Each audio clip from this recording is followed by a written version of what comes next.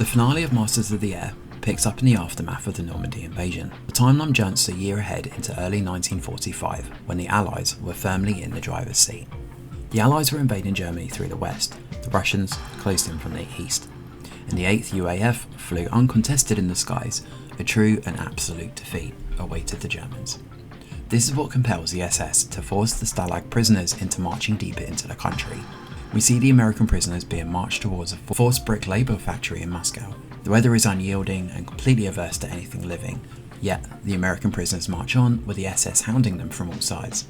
During the opening scenes, we see the 8th flying through German skies unopposed. Rosie is once again leading the formation as lead pilot, as the Allies destroy all German lines of communications and transport. However, in an unfortunate accident, the plane becomes inhabitable. Rosie and his co-pilot make the decision to bail. He is cognizant of their position over the German territory, thereby ensuring that he waits long enough to be in no man's land. This is right by the eastern side of the Oder River, where the Soviets and Germans are involved in heavy gunfire. Rosie, unsure of who's who, takes out his pistol and buries himself in a ditch. When soldiers approach, Rosie communicates his identity to them as he realises they are Soviets. After leaving Stalag 3, the cries for an escape become firmer. Subconsciously, everyone is thinking about it, but the SS officers sense it. The weather conditions make it harder for Egan's plan to materialise.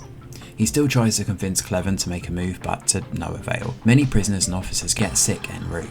When they finally make it to the factory, the prisoners clamour for some warmth. They stay the night inside, but Cleven believes they will be taken via train further near Bavaria. He is proven right, as the Germans load the prisoners onto trains to take them to Nuremberg. This city is at the heart of Hitler's evil Nazi regime and extermination plans for Jews, forcing Solomon, a Jewish American pilot, to cry out for his life. Cleven and the others calm him down as the prisoners are taken to another stalag. Back at the Thorpe and Abbott's base, Cross and the others lose their calm on many occasions. Although it is likely that the Allies will win the war, the number of casualties is so high that they do not want to lose more men. Rosie is informed by a Soviet general that he will be boarding a flight to Moscow shortly. From there, he will be transported back to England and the airbase. En route to the Soviet camp, the entourage stops near the Zabikowo camp. Historically, the site was used as a gas chamber for Jews and a prison camp during the war. Mostly Polish and Soviet prisoners were brought to the camp, tortured and killed. Rosie gets down to inspect the camp and cries out in horror when he sees the dead bodies lying around the place. He forgets about the smell as his mind tries to comprehend the unspeakable atrocities on these people. The focus on this brutality of the Germans continues well into the next few scenes, where Rosie talks to a Jewish man saved by the Soviets. He speaks of the difficult circumstances under which his family was killed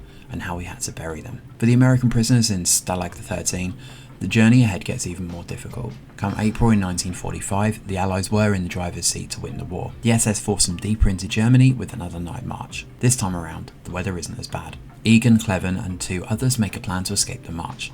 However, as they are in the midst of their plan, one of the officers spots them. Egan is left behind, allowing the other 3 to escape successfully. They aren't able to get too far from the march before running into more hostile Germans. While sleeping in the woods, children dressed in the army's uniform and carrying their weapons attack the men. One of them, Neithammer, is killed. Cleven spares their lives and carries on with the other soldier. At the TNA base, Rosie is given a rousing welcome. The real-life hero is the most decorated American pilot during World War II, having flown record missions and continuing to stay back for his men despite winning a ticket home. He reconnects with Cross at the base, where it is revealed that Jean, Cross's wife, is pregnant. They also discuss the vanity of war and lament the number of lives lost, but there is also the question about the necessity of having to fight back against unjust rule like Hitler's. Cleven and the other soldiers make it to a safe haven. Cleven flies back to the TNA base, welcomed with enthusiasm by Cross and Rosie. The US is flying supply missions for Dutch populations caught in the midst of war. Cleven is asked to join and he happily accepts, even with the added risk that the Germans might release flak in the air, despite a ceasefire agreement. Victory awaits the Stalag prisoners,